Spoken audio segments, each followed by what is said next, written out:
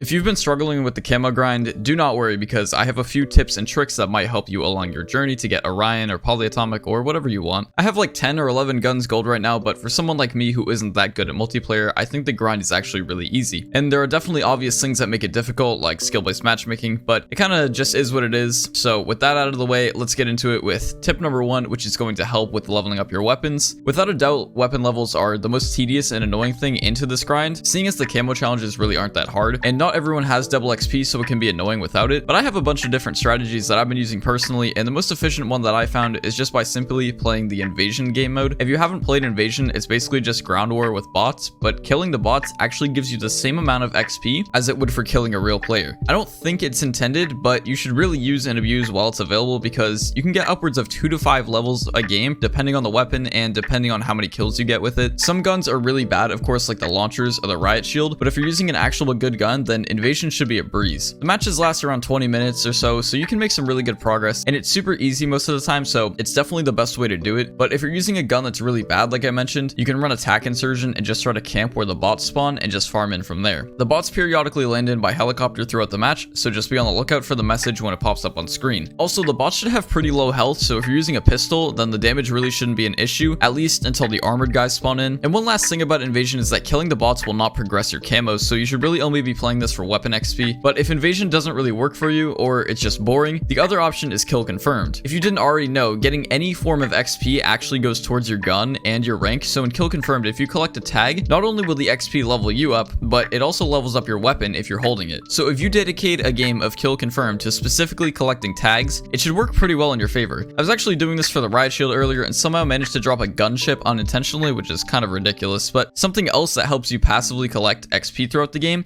is just running decoy grenades. Basically, if you throw these in places where you think a lot of players will be, you'll get like 25 to 50 XP for just having people hear the decoys. So it's another simple thing that can help sometimes, and you can get upwards of maybe like 250 to 500 extra bonus XP for literally doing nothing. So totally recommend it. The kill confirm strat is really good for the shit guns, like I mentioned, and also you get almost double the XP for collecting your own tag if you die. So if that's something you're able to do, then definitely go for it. You could also do this on hardpoint or domination, but kill confirmed is just way easier, I feel, to run around and only collect tags, but maybe that's just me. And besides that, there are a couple other strats for XP, but I'm pretty sure they're considered glitches, so I really wouldn't do them. But if you want to research, then feel free to do so, but I don't want to contribute to the problem of glitches. So tip number 2 is kind of a given, but to some people it's not. If you've already started with the camo grind, then you might be past this point, but do the trash weapons first. It's way better to just get the pain and suffering out of the way with the worst guns. So once you're on the good weapons, you should probably have a decent experience for the rest of the grind. I personally started with shotguns, and they definitely aren't the worst thing right now, but they kind of suck without hardcore. I did launchers second, and honestly, I just want to applaud any of you that have already done launchers because it's straight painful. If you really want this mastery camo, just go for the launchers first before everyone starts realizing the bomb squad is a perk, because then it's going to be really difficult. Utilizing Invasion is going to be huge for getting these trash weapons done and over with, so seriously, just trust me when I say do the garbage first. Also, if you're struggling with the Joker, I know a lot of people have been, try to play on hardpoint on the Albagra Fortress map, or Albagra, however you say it. It's probably the most open map to play on, and I managed to get the 2 kills without dying 10 times challenge literally in a single game, only playing on that map.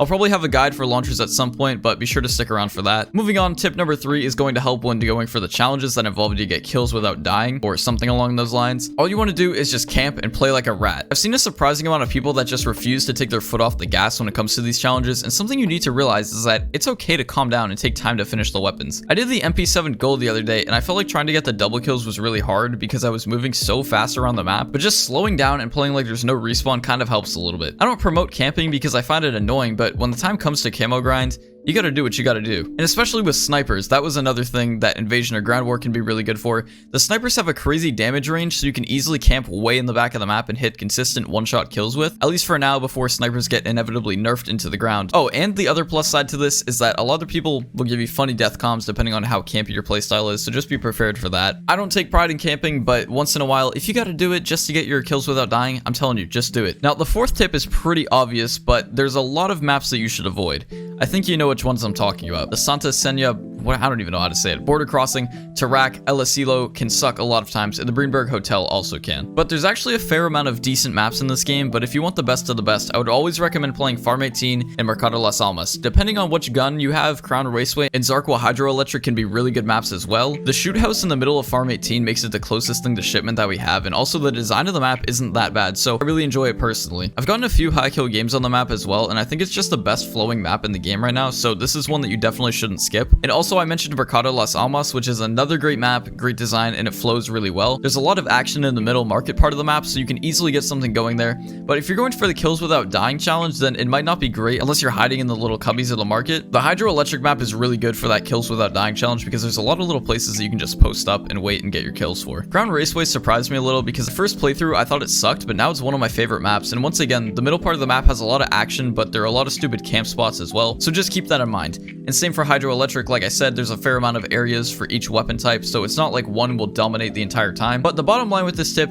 is don't play that stupid border map. Tip number 5 only applies to some people, but use your double XP very sparingly. I know some of you got the 10 hours from buying through the in-game store, and as of today when I'm recording this video, they actually just granted the 10 hours of double XP to anyone who bought the Vault Edition, so that's a huge plus, but this still applies. I only had 2 hours of double XP and used it all on the launchers. Probably not my best idea. Until they do a double XP weekend, which I'd assume there will be one sometime before Season 1 begins, save them for the guns that will actually suck, because most of you will really appreciate it when it comes around to using a trash gun. The Joker or the Riot Shield are an example of guns that you should use double XP tokens on because they're easily the worst out of all of them in the game right now. But using double XP on Invasion is actually incredible for XP. On a good game of Invasion, I can get almost 10,000 weapon XP on a gun, and the most XP I've come away with is 21,000, which was like 5 or 6 levels. So if you think that you'll be able to use the token for a good use, then go for it. But for guns that are good and they just take a while to level up, I wouldn't recommend using them at all. And the last tip, certainly not least, literally just take your time and take a break when you need it. I know everyone wants it before Warzone 2 and all that, but you really don't want to burn yourself out of this game too early because it's possible that that can happen. And also there's literally 2 whole years of this game, so you can easily finish the grind in that time frame. If you start to hate the game and question your life choices, that's totally normal, and I feel you 100%, but you got this, king or queen. But hey, that's all I have for you right now. If I think of something else, I'll definitely have another video for you, but thanks for watching my video, and good luck with this grind. I'm cheering for you.